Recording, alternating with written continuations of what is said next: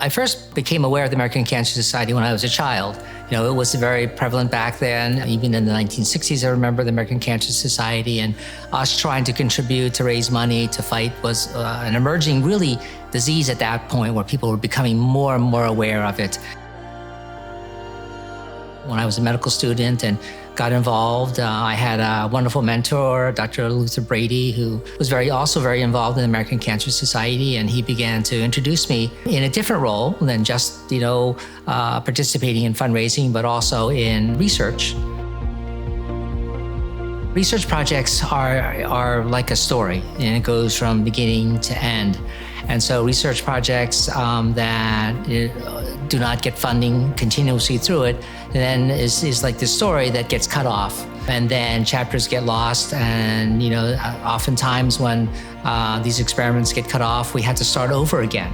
It is critical that they continue all the way through, that funding is something they can rely on so they can begin an experiment that may take years for that experiment to be completed. I think people need to keep in mind that cancer doesn't stop, that research cannot stop in the middle, and that we need to keep going, because I see what cancer does to patients and what it does to their families, and it has to stop.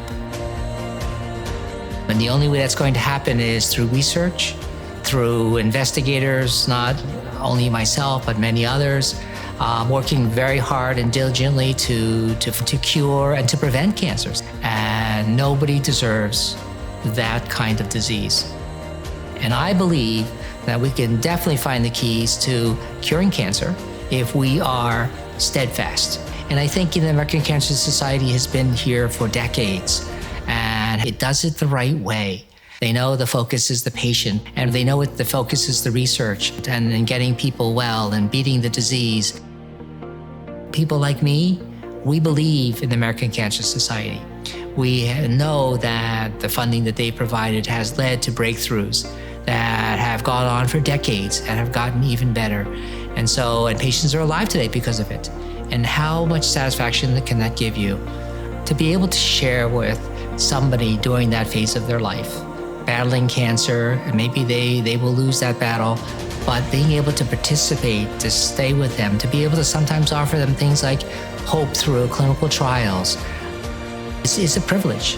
And I know what it means to families. I know what it means to the patient. And, how can I not fight for them and be with them and share and cry with them and really, be part of that journey? What a privilege.